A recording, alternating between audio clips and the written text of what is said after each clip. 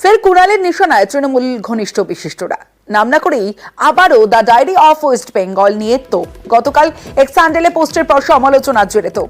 সময় নষ্ট করে পোস্টের উত্তর, তবে বাংলা বিরোধী ছবি নিয়ে কেন চুপ? কুণালের ঘনিষ্ঠ তারকাদের নিরাপত্তায় প্রশ্ন কুণাল ঘোষের।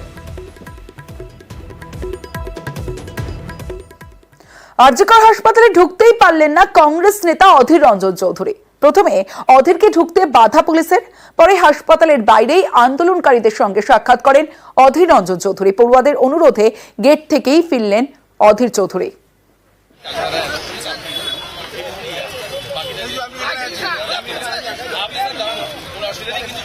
এখানে এক অদ্ভুত ধরনের ব্যারিকেড তৈরি করে যে পুলিশ সিআইএসএফ তারা কেউ জানে না, তাদের আমি দোষ দিতে রাজি না, তারা তো ভেতরের সিকিউরিটি দেখবে। কিন্তু পশ্চিমবঙ্গের পুলিশ বাহিনীর তৎপরতা, এটা দেখে আমি অবাক হলাম। কারণ একজন ব্যক্তি একা তাদের সঙ্গে দেখা করে তাদের ভাবনার সঙ্গে আমি সহমত পোষণ করতে চেয়েছিলাম। This is nothing but to express my solidarity with them. ঠিক আছে, তাদের মধ্যে একজন এসে বললো যে আমাদের দরকার নেই, কোনো অসুবিধা নেই আমার, তাদেরকে তো জানালাম কমসে কম আমি এসেছি, এইটুকু আমার কাছে যথেষ্ট। আরজিকরের প্রতিবাদ, আর সেই প্রতিবাদ এবার যাদবপুর হাই স্কুলের প্রাক্তনীদের মিছিল। তরুণী চিকিৎসককে ধর্ষণ খুনের বিচারের দাবিতে পথে নেমেছেন পড়ুয়ারা।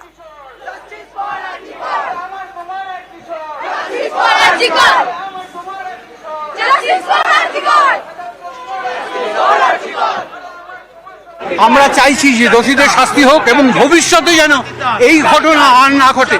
এটা আমাদের বঙ্গের বদনাম, সমস্ত ভারতবর্ষ জুড়ে বঙ্গকে বদনাম করছে, সেটা আমরা কখনোই চাইবো না। এটা বন্ধ হোক।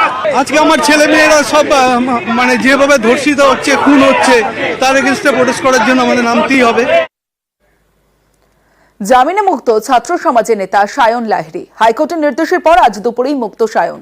ছাত্র সমাজের নবান্ন অভিযানে অশান্তি, সেই দিনই সায়নকে গ্রেফতার করে কলকাতা পুলিশ। গতকাল সায়নের জামিনের নির্দেশ দেয় কলকাতা হাইকোর্ট। ইতিমধ্যেই সায়নের জামিনের বিরোধিতায় সুপ্রিম কোর্টে রাজ্য। কোর্টের রায়ে খুশি আছি। যারা এই শান্তিপূর্ণ আন্দোলনকে অশান্তির পরিবেশ একটা তৈরি করার জন্য চেষ্টা করছিল, তো তাদেরকে পুলিশ প্রশাসন অবিলম্বে তাদেরকে এখানটায় সামনে নিয়ে আসুক এবং আমাদের যে আন্দোলনকে কালিমালিপ্ত করার জন্য তারা চেষ্টা করেছিল, সেটিও আপনাদের মাধ্যমে যেন জনগণের সামনে প্রকাশ করে। আমরা যেই লড়াই শুরু করেছিলাম সেটা 27শে আগস্ট একটা সার্থকতা পেয়েছি, কিন্তু আমরা সফলতা পাইনি। সফলতা সেই দিন পাবো যেই দিন আমরা দিদিভাইয়ের জন্য সঠিক বিচারটা নিয়ে আসতে পারব। সায়ন লাহিড়ীর মা একটা রিট পিটিশন ফাইল করেন অনারেবল জাস্টিস অমৃতা সিনহার কাছে, এবং অনারেবল জাস্টিস কনসিডার করে অ্যালাউ করেন। সেখানে কিছু কন্ডিশন দিয়েছেন এবং ডাইরেকশন দিয়েছেন যে বাই 2 PM রিলিজ করতে।